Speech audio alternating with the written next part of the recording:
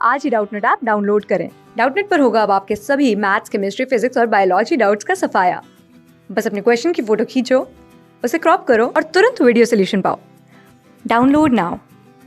Hello everyone, हम पढ़ेंगे कविता जिसका शीर्षक है विप्लव गायन। और यह कविता कक्षा 7 की पुस्तक वसंत से ली गई है और इस कविता को कवि बालकृष्ण शर्मा नवीन के द्वारा लिखी गई है।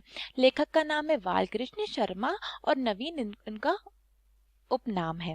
तो चलिए अब हम सबसे पहले कवि का कवि परिचय जानेंगे, जिसमें हम कवि के जन्म स्थान और उनके जन्मदिन के बारे में पढ़ेंगे और उनकी रचनाओं के बारे में जानेंगे। तो बताया गया है कि बालकृष्ण शर्मा जी का जन्म 8 दिसंबर सन 1897 को मध्य प्रदेश के ग्वालियर के भयाना गांव में हुआ था। लेखक का जन्म 8 दिसंबर सन 1897 को मध्य प्रदेश के ग्वालियर जिले के भयाना गांव में हुआ था। साहित्य और शिक्षा के क्षेत्र में अपने अतुलनीय योगदान के कारण उन्हें सन 1960 में पद्म भूषण से सम्मानित किया गया था। पद्म भूषण हमारे भारत का एक सर्वोच्च पुरस्कार है और हमारे लेखक जो बालकृष्ण शर्मा नवीन जी हैं, उन्हें 1960 में पद्म भूषण से सम्मानित किया गया था।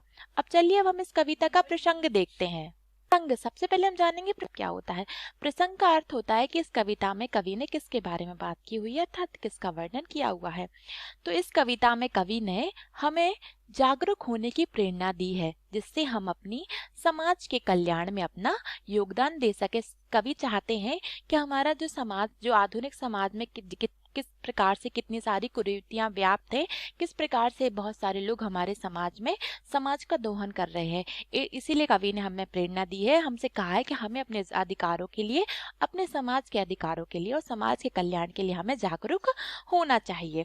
चलिए अब हम इस कविता को पढ़ते हैं।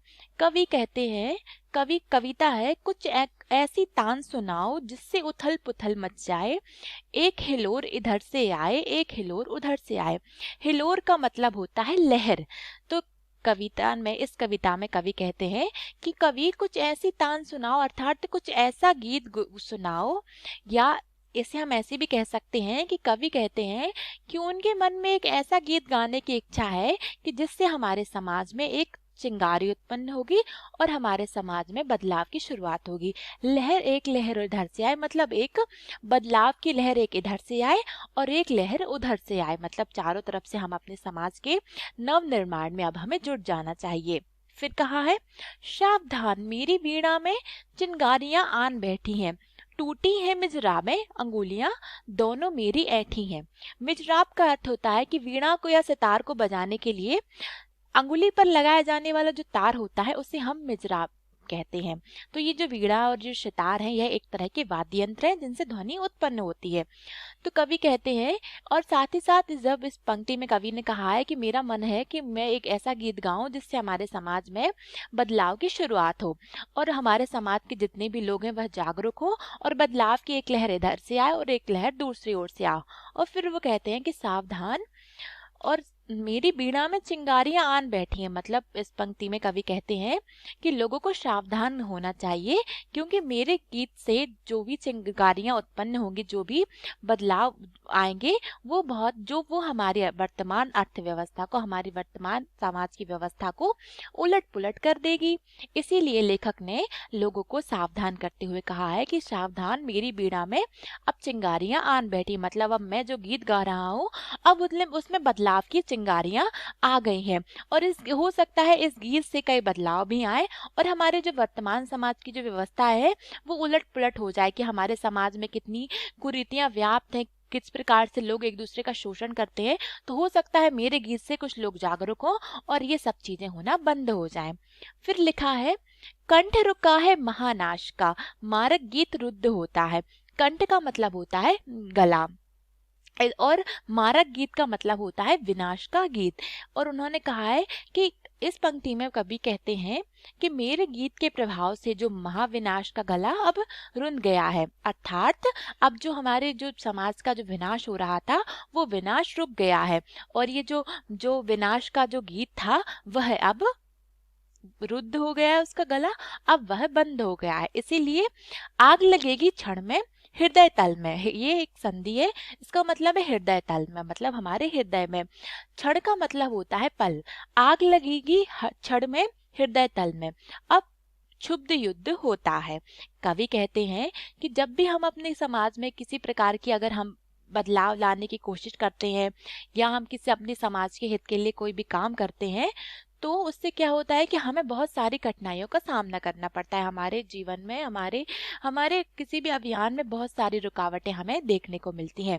इसीलिए उन्होंने कहा है, आग लगेगी क्षण में और हमारे हृदय तल में, और फिर सब कुछ युद्ध, क्षुब्ध युद्ध हो जाएगा।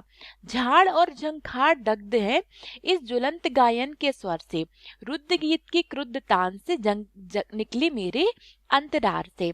लेखक कह रहे हैं कि झाड़ और जितने भी झंखाड़ है, अर्थात हमारे समाज में जितनी भी बुराइयां हैं, जिसे लेखक ने झाड़ और झंखाड़ कहा है, तो ये जितनी भी समाज की बुराइयां हैं, तो इनके प्रति हमारे मन में बहुत अधिक क्रोध है।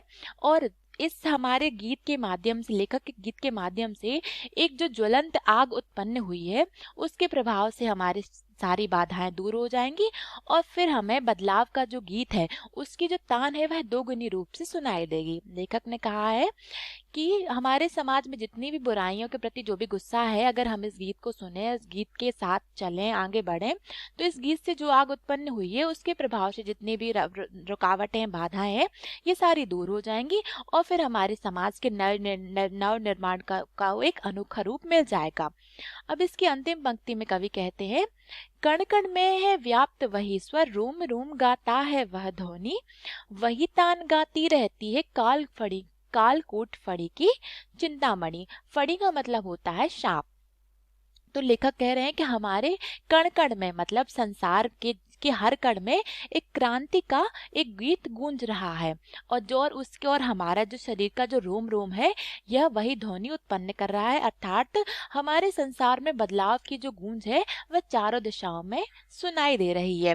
जिस प्रकार जो शेषनाग होता है वह अपनी मणि की चिंता में डूबे रहते हैं, तो ये तो हम सभी जानते हैं कि किस प्रकार से जो सांप होते हैं वह हर वक्त अपनी मणि की रक्षा में डूबे रहते हैं। उसी प्रकार हमें भी अपने समाज के नव निर्माण के लिए हम भी उतनी ही चिंतित हैं। इसीलिए कवि ने अपनी अंतिम पंक्ति में कहा है, आज देख आया हूँ जीवन के सब राज समझ आया हूँ, भ्रूविलास में महानाश के पोषक सूत्र परख आया हूँ।